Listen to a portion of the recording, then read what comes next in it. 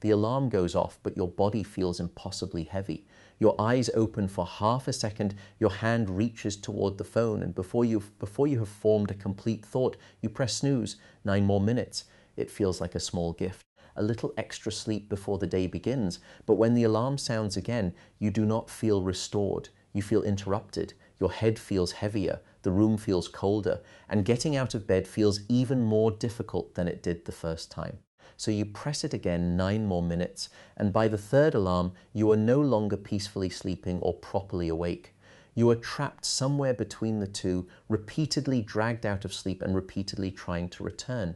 Then, when you finally stand up, your brain feels slow, your body feels weak, and the first part of the morning seems to happen through fog. So what is actually happening inside your brain? And is the snooze button helping you recover or teaching your body to begin every morning in confusion? First, let us remove the fear. Pressing snooze occasionally is not destroying your brain. One extra alarm does not permanently damage your sleep, and research does not show that every person who snoozes will suffer the same effects. Some studies suggest repeated alarms may prolong morning grogginess. Other research suggests a brief snooze may help certain habitual snoozers become more alert without seriously disrupting the night. So the truth is not that the snooze button is evil. The truth is that the reason you need it matters far more than the button itself, because when your alarm first sounds, your brain may still be moving from sleep into wakefulness. That transition is called sleep inertia. The sleep inertia is the heavy, foggy state you can experience immediately after waking. Your eyes may be open, but attention, reaction speed, memory, judgment, and motivation may not yet feel fully available. It is as though the body has entered the room, but the brain is still walking down the hallway. For some people, this lasts only a few minutes. For others, especially after too little sleep, irregular sleep, or waking from deeper sleep, the fog may feel stronger and last longer. This is why your first thought after the alarm may not be rational. You planned the night before to get up at 7, but the version of you who hears the alarm at 7 is operating with reduced alertness and one powerful desire: return to sleep. So you make a bargain, just 9 more minutes, but here is what most people miss. Those 9 minutes are not always the same as 9 minutes of uninterrupted sleep earlier in the night. You have already been awakened. The alarm has activated your attention. You may have looked at the screen, moved your body, thought about the time, or worried about the day ahead. Then you ask your brain to re-enter sleep immediately. It may drift back down, but before it can move very far, the alarm interrupts it again. You are not completing a meaningful new night of sleep. You are repeatedly beginning and ending tiny fragments of it. That repeated interruption may leave some people feeling more disoriented because the brain is being asked to switch states again and again. Sleep, wake, sleep, wake, sleep, wake. Instead of receiving one clear message that morning has begun, your brain receives several competing instructions, and this is why the snooze period sometimes feels better while it is happening, but worse when it ends. The relief is immediate. The recovery is often limited. You escape the alarm, but you do not necessarily solve the tiredness that made you press it, because the real question is not, why do I love 9 more minutes? The real question is, why does my body feel unable to wake when the first alarm sounds? Sometimes the answer is simple. You did not get enough sleep. You planned to wake at 7, but continued scrolling until 1 in the morning. You spent 6 hours in bed and expected your brain to perform as though it received 8. The alarm is not interrupting sufficient recovery. It is revealing that recovery was never completed. In that situation, the snooze button becomes emergency compensation.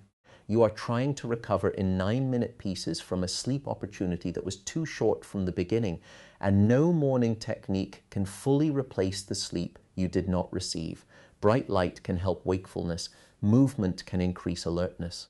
Coffee can temporarily reduce how sleepy you feel, but none of them completes the missing night. That is why the most effective way to rely less on snooze often begins before bedtime. If you know you need to wake at 7, work backward and protect enough time for sleep.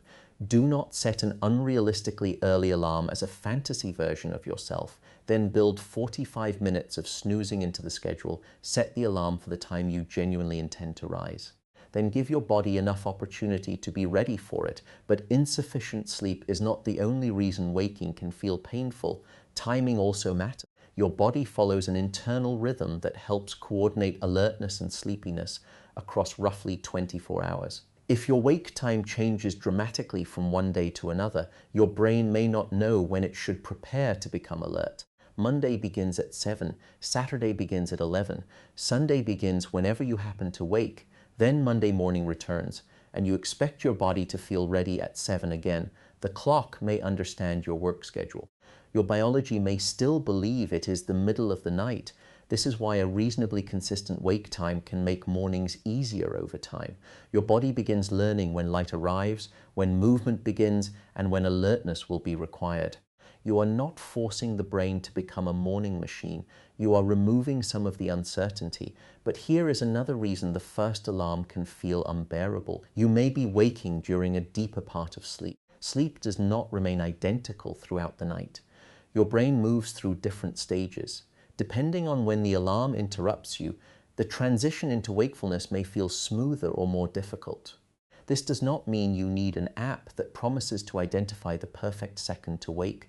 Consumer devices can estimate sleep, but they are not reading every detail of your brain with complete accuracy. It means that some morning grogginess is normal.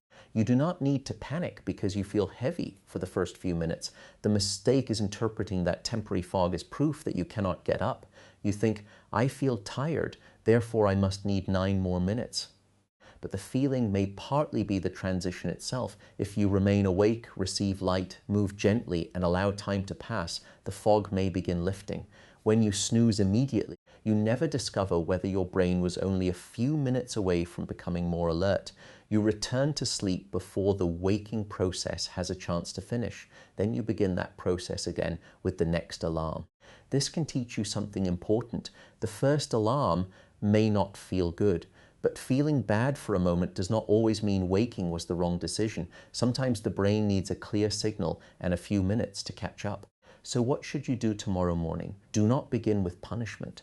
Do not place 6 alarms around the room and turn waking into a battle. Do not choose a sound so frightening that the day begins with panic. Instead, design the morning so the waking decision requires less negotiation. Tonight, choose one realistic wake time. Give yourself enough time in bed before it. Please the alarm far enough away that turning it off requires you to sit up or stand, but not somewhere unsafe or so distant that it wakes everyone else before you. When it sounds, turn on a light or open the curtains. If natural light is available, let the room become brighter. Do not immediately return to the darkness under the blanket. Your internal clock responds strongly to light, and light provides a clear message. The night has ended. Then move gently. You do not need an intense workout at the side of the bed. Stand up, stretch, walk to the bathroom, drink some water. Allow your body temperature, circulation, attention, and surroundings to begin moving toward daytime. The goal is not to feel amazing in 10 seconds. The goal is to remain awake long enough for the waking process to continue. And avoid beginning the day with 30 minutes of phone use in bed. The phone may make your mind busy, but it does not necessarily help your body complete the transition into wakefulness. You can become emotionally stimulated while remaining physically half asleep beneath the blanket. Pops, news, and social media may also give you reasons to avoid the day before the day has even begun. Let your brain wake before giving the entire world access to it. But what if you genuinely cannot stop snoozing? Then study the pattern instead of blaming your character. Trank when you go to bed, trank when you actually try to sleep, trank when you wake.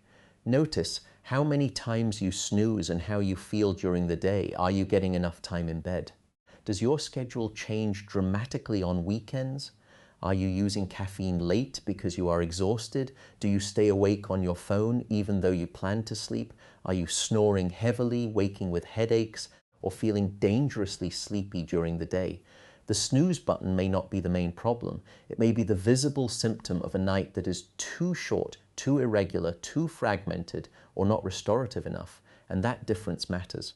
If the real problem is chronic sleep loss, moving the alarm across the room will not fix it. It will only force an exhausted person to stand earlier. If the real problem is a sleep disorder, stronger discipline will not treat it.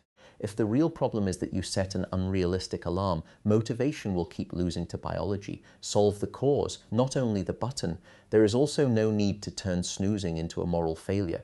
Some people use one brief snooze and function well. Research findings are mixed, and individual responses differ. The problem becomes more important when repeated snoozing consumes a large part of every morning, makes you late, leaves you feeling worse, or hides the fact that you are not getting restorative sleep. So run a simple experiment. For 1 week, protect enough time for sleep and use one realistic alarm. Keep your wake time reasonably steady. Get light soon after waking. Stand up before deciding whether you are incapable of beginning the day. Then notice what happens. Do not judge only the first 30 seconds. Notice how you feel 10 minutes later. Notice your energy at midday. Notice whether the need to snooze becomes weaker as the rhythm becomes more consistent. You may discover that the snooze button was not giving you energy. It was delaying the moment you allowed wakefulness to begin.